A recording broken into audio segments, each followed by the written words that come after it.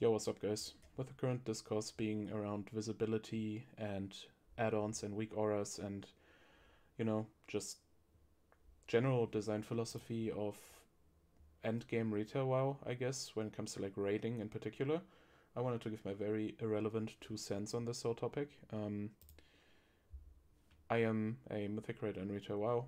I raid what I like to call like casual mythic. That means I'm not going for like race to out first or anything, but I am usually clearing the boss after like 2 months ish, and that makes me basically get like around world rank 500 to 700 usually, which is definitely more casual than a lot of mythic raiders, but also a lot less casual than the majority of the player base.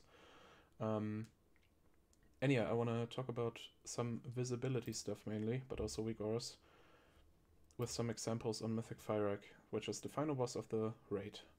Some stuff before I get into this. Number one, I think the difficulty of the mechanics and what you have to do to succeed the mechanics is okay. I think it's not too hard. I think it's not too easy. I think the difficulty of the mechanics as themselves is fine. I think the visibility of a lot of stuff is very terrible, and I think that weak auras and add-ons in general have a negative impact on the whole raiding scene as a whole. And I will give you a few examples of this in this video. Alright, let's get right into it. So, don't judge my UI too much, this is absolutely fucking cursed. But let's take a look at some stuff here. So, I want to start with one particular part of this fight, which happens not once but a few times throughout phase 1. And that is an overlap of lines. You'll see it right here. So in this fight you have these lines. These lines spawn on random players in random directions, and they do not one-shot you. If you get hit by 2 or 3 of them, you're probably dead, but they do not one-shot you. And then you also have these lines. These lines spawn from these shades of Fire. And these lines will one-shot you, most likely. They probably take out around like 80 to 90% of your health, but there's a lot of raid damage coming out. They're like dots on people that take down, so if you get hit by these, you're most likely dead, especially if you get hit by a crossfire or by one of these non-one-shot lines and one of these almost one-shot lines. And just take a look at like this part of the fight. So you have these shades spawn in, and then you have these lines overlap with these lines, and they look almost the same. If you are looking at this still image here, it is kinda fine to see it, but at a different spot of the fight, like at the start, it is really difficult to tell apart.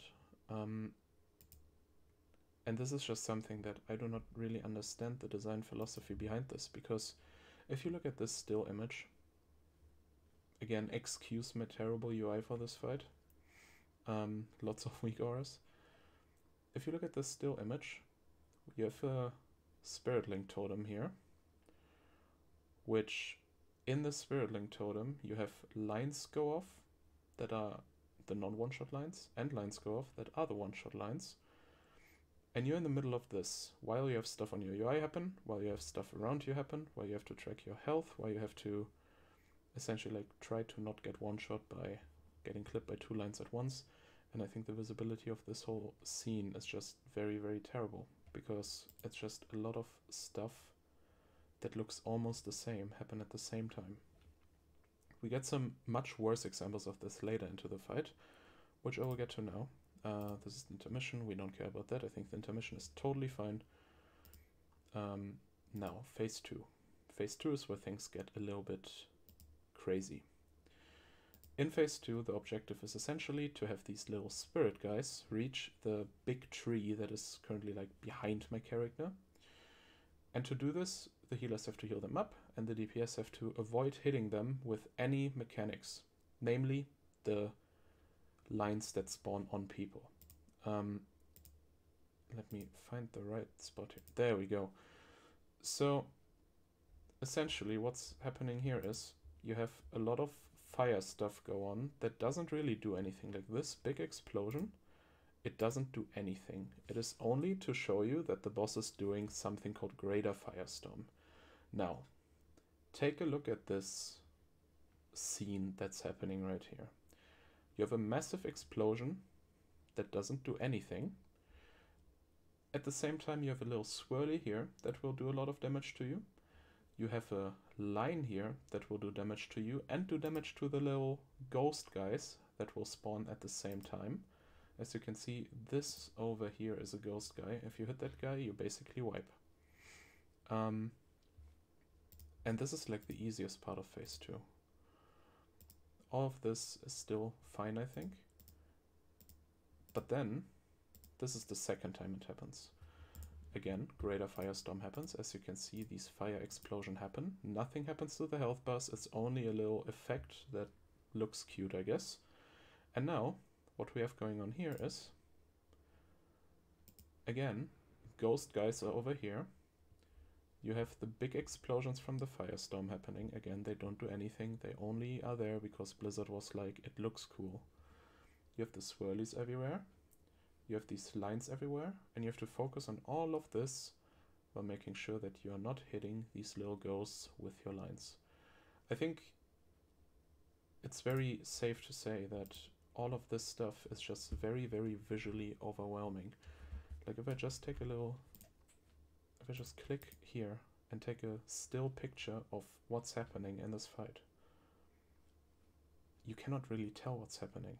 If I show this to someone who doesn't play the game, they're gonna think it's like some abstract artwork of some dude who threw some paint at a white screen and that's what this looks like. And this is something that doesn't only happen in this one fight, this is something that happens across the majority of encounters in this raid. It is just not amazing. There's a lot of unnecessary visual clutter going on, which gets amplified by weak auras. Let's talk about weak auras for a second. So Blizzard has done some things that are API changes. They basically make certain abilities, if I understand it correctly, not trackable by stuff like weak auras. And to circumvent that, the player base has decided, let's try to make a weak aura that we can send a message to, which is basically, hey, I got a mechanic on me. And this also happens in this fight. So, oh, it's buffering, please no. Hold up 1 second, I am sorry. Alright, here we go. So, there's a mechanic in this fight, the mythic mechanic of phase 2, where 4 people get these purple circles around them. These purple circles, after a few seconds, will put you into a permanent stun. And to get out of the stun, people with these little red circles will have to walk on top of you. The red circles then explode and free the people that are stunned. You get 2 stacks of those, one on red, one on blue. And the people just kind of like have 2 purple circles per side, and then 1 red person will take each side to free them. You do get 4 red circles still, so the way you communicate to your teammates is, like, the way you communicate who breaks out the people is basically that you press a macro. Mine is bound to Shift F5 here, that's my macro, so if I get the little red circle, I will press the macro will then assign me to either blue or red, and then I'm the person who has to go and break out the other people. So right here you see this guy and this guy, they both got assigned the little breaking thingy, and now they will walk on and play the mechanic. Boom. This is an example of very, very shitty design, I think, because it requires you to A, install weak auras, which is an add-on that is third party.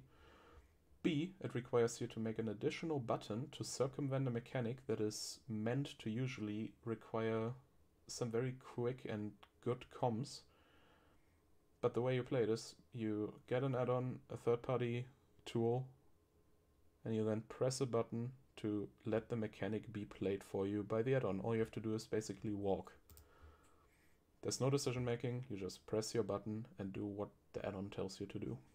I think that is just terrible design.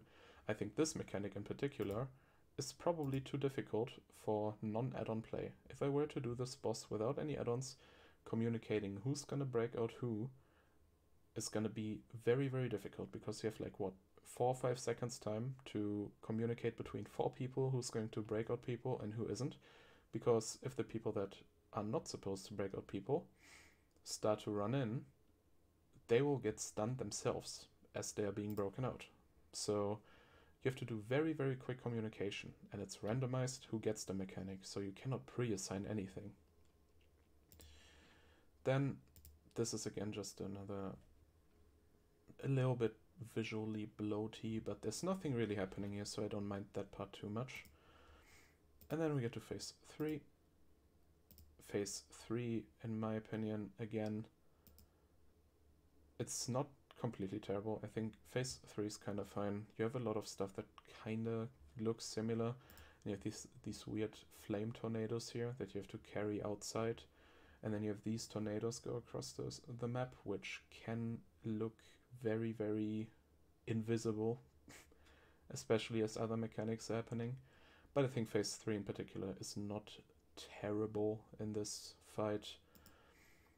But yeah, overall, this is one little example of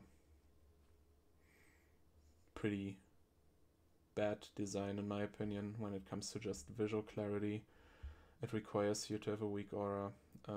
There were multiple fights in this tier actually. I believe 3 fights that requires you to have a weak aura, to basically have a weak aura and a macro play a mechanic for you that is meant to be solved by communication usually. The entry bar to get into Mythic is just very, very steep.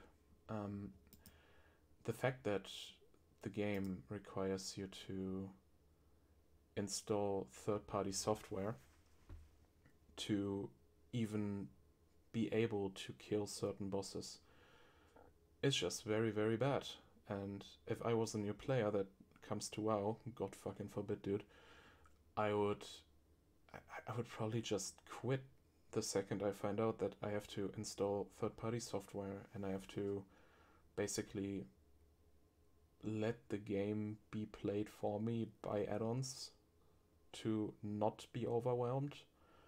I think it's just very, very, very bad design, and there's like an intrinsic problem here that has to be solved. Otherwise, I feel like Mythic rating is in a pretty bad spot. I think it's gonna be not dead. I don't think it's ever gonna die unless the game dies, because it is just something very fulfilling as well. There's a reason why I and many other people do it. But it's also something that doesn't necessarily require to be an arms race between add-on generators or like add-on makers and, you know, I guess Blizzard. I think Blizzard has to put down a foot and be like, yo, guys, no more fucking add-ons in Mythic raiding, no more add-ons in raiding, no more add-ons in any end game content that, you know, make the game easier / play the game for you. And in return, they have to make sure to design fights in a way that they are solvable without the use of add-ons and without having to rely on third-party software to play the game for you. Anyways, that's my 2 cents on it. Peace out, have fun, see ya.